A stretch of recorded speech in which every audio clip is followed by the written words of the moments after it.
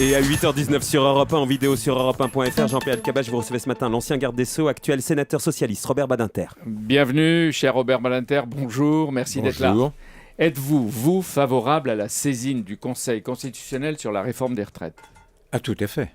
C'est un texte d'une très grande portée, ça concerne des dizaines de millions de Français. Un grand texte doit être soumis au Conseil constitutionnel. Pourquoi ? Pour s'assurer qu'il n'y a pas dans ce grand texte des vices, des dispositions inconstitutionnelles. Alors, je vais même plus loin. Je pense que le Premier ministre pourrait, lui, l'envoyer au Conseil constitutionnel, comme on l'a vu à propos de la burqa par les deux présidents de l'Assemblée. Mais les socialistes, avec quel vrai motif ? En ce qui concerne les motifs, on va en délibérer, mais je vais vous dire très simplement, moi, j'irai jusqu'à la saisine en blanc, en disant au Conseil constitutionnel, voilà le texte. Il concerne toute la nation, des millions de Français. Voyez s'il y a quelque part des dispositions inconstitutionnelles. Pourquoi ? C'est une question de sécurité juridique. Sinon, dans le cours de la mise en œuvre de ce texte, inévitablement, vous aurez, ce qu'on peut avoir aujourd'hui, des questions prioritaires de constitution. On dira, le texte n'est pas constitutionnel dans un an. Donc pour Robert Badinter, c'est plus juridique qu'une bataille politique qui continuerait. Raison de sécurité juridique. C'est d'ailleurs une des raisons pour lesquelles il n'est pas indispensable de faire une saisine motivée. Ça montrera qu'il s'agit de savoir si le texte est parfaitement conforme à la Constitution. Robert Badinter, les syndicats et le Parti socialiste avaient obtenu que les femmes mères de 3 enfants bénéficient de la retraite à 65 ans. C'était une avancée. Mais elle frôle une discrimination homme-femme. Si le Conseil constitutionnel l'annule, est-ce qu'il n'y a pas un effet pour vous, socialistes ?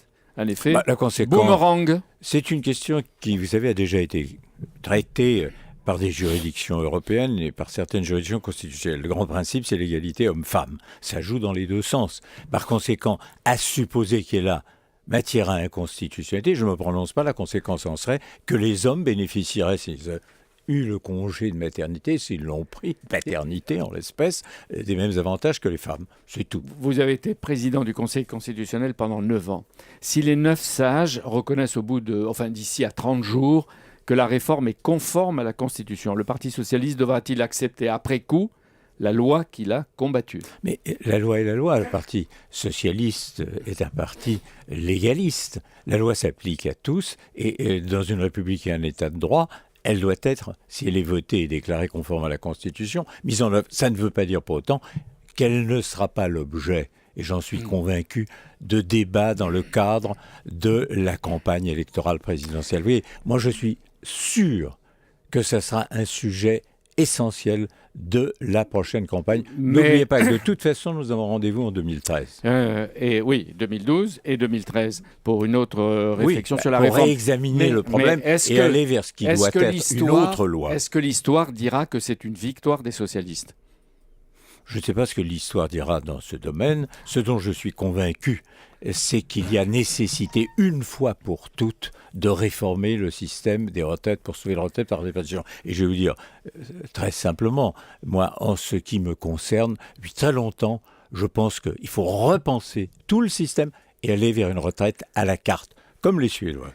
Affaire Bettencourt, une vice-présidente du tribunal, en l'occurrence de Nanterre, viole le secret d'une instruction qu'elle conduit. Si c'est vrai, est-ce que c'est tolérable ? Je préfère que vous disiez si c'est vrai. Présomption d'innocence vaut pour tous, qu'ils soient ministres, simples citoyens ou magistrats.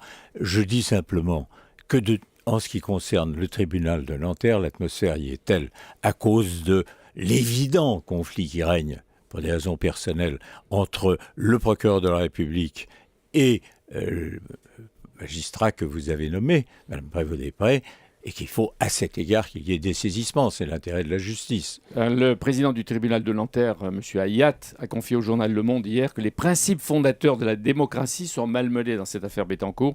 Il dit par exemple enregistrement clandestin de l'ami de Marc Olivier, Liliane Bettencourt, par un employé, divulgation de ses conversations avec son avocat contre de l'argent, publication de pièces de son dossier médical. Est-ce que c'est ainsi que la justice fonctionne aujourd'hui en France, Robert Badinter ? Non, c'est absolument pas généralisé, mais précisément parce qu'on ne doit pas généraliser, il faut veiller à ce que cette situation change. Le climat qui règne à Nanterre, je l'ai évoqué, il n'est pas compatible avec une justice sereine, et la justice doit être sereine. Mais le vrai cœur du problème dans cette affaire, il est évident, il n'est pas dans ce rapport conflictuel, il est dans le fait qu'on voit le procureur de la République conduire non pas simplement une enquête, 5 nous en sommes là, et devenir une espèce d'homme orchestre de toutes ces procédures. Cela n'est pas concevable. Et le procureur lui-même, Philippe Courroy, répète qu'il a enquêté librement dans toutes les directions, même en Suisse, sur l'île d'Aros.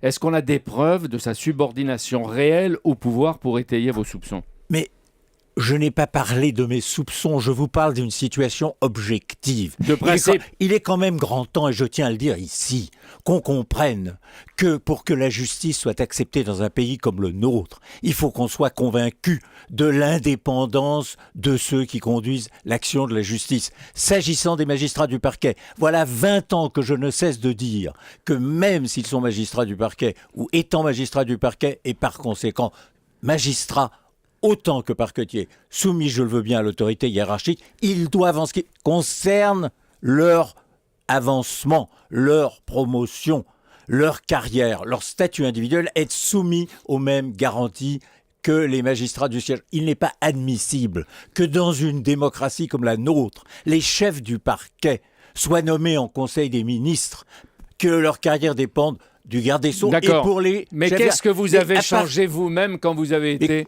à la fois président lors de la dernière révision de la justice. Il faut pour ça une révision constitutionnelle. À l'époque où M. Mitterrand était président de la République et j'étais ministre de la Justice, nous n'avions aucune chance de faire triompher une révision constitutionnelle devant le Sénat. Attendez, lorsque nous avons eu la dernière révision constitutionnelle, j'ai déposé des amendements à cet égard en disant il faut que les magistrats du parquet aient les mêmes garanties d'indépendance dans leur carrière que les magistrats du siège. La réponse a été non. J'ai entendu la garde des Sceaux de l'époque dire Robert Badinter. Non, permettez-moi, c'est le cœur du problème de la justice française. Je suis d'accord, mais en l'occurrence, ce qui est au cœur du problème de la justice française, c'est la dépendance hiérarchique des magistrats du parquet dans leur carrière vis-à-vis du pouvoir exécutif. Mais là, par exemple, on ne peut pas nommer les procureurs généraux comme des officiers supérieurs ou des parquetiers. Le jour où on l'aura compris, le jour où on l'a mis en œuvre, le jour où on aura accepté, ce qui avait été voté en son temps, du temps de M. Chirac, ces garanties-là, alors on parlera d'une justice objective et la question ne se posera même pas en ce qui concerne une situation comme celle de Nanterre. Sur la circonstance, Philippe Courroy n'agit pas seul, il y a une 60aine de policiers enquêteurs qui travaillent avec lui. Est-ce que vous doutez, ou il faut douter aussi de leur indépendance ? Et d'autre part, pourquoi faire redémarrer une enquête qui est sur le point de s'achever ? Pour protéger qui ? Mais, monsieur Lecal, nous ne comprenons pas à cet instant. Monsieur Courroy est un magistrat fort compétent. Il a été longtemps juge d'instruction. Il a l'inévitable tentation d'aller aussi loin que possible, pense-t-il, considérant qu'il est parfaitement qualifié pour le faire. La justice, monsieur El Kabach, ça n'est pas seulement ce que les magistrats en font, c'est ce que le public ressent. Dans une démocratie, les Anglais ont raison, il ne suffit pas qu'on rende justice, il faut qu'on soit convaincu qu'elle l'a été. Et tant que l'on n'aura pas donné cette indépendance, ces garanties-là aux magistrats du parquet, on ne le croira pas. Un mot, c'est vous, Robert Badinter, qui avez fait voter l'abolition de la peine de mort voulue par le président Mitterrand. Il y a un livre de Benjamin Stora sur la guerre d'Algérie qui fait beaucoup de bruit et de mal. François Mitterrand, ministre de la Justice, n'avait pas empêché que 45 nationalistes algériens soient guillotinés. Est-ce que vous le saviez ? Est-ce que Mitterrand vous en parlait ? Qu'en pensez-vous ? Premièrement, ça n'est qu'un avis consultatif. Le pouvoir de décision, c'était le président de la République. Il a donc formulé son avis. Son avis, dans un certain nombre de cas, nous venons de l'attendre, était en faveur de la condamnation à mort. À cela se résume la chose. Deuxièmement, je suis convaincu que même l'évocation de cela lui était odieux. Il n'en parlait jamais et quand on évoquait son maintien au gouvernement pendant la guerre d'Algérie, immédiatement, il changeait de conversation. Troisièmement, moi je sais à quel moment est-ce que Mitterrand est devenu un abolitionniste. Quand il est devenu premier secrétaire du Parti socialiste, l'héritier de Jaurès, l'héritier de Léon Blum, par définition, il devait être abolitionniste. C'est la grande tradition. La peine de mort, c'était une sorte de rédemption. C'est la grande tradition de la gauche française. Merci Robert Badinter. Demain François Barouin et Bernard Thibault après-demain.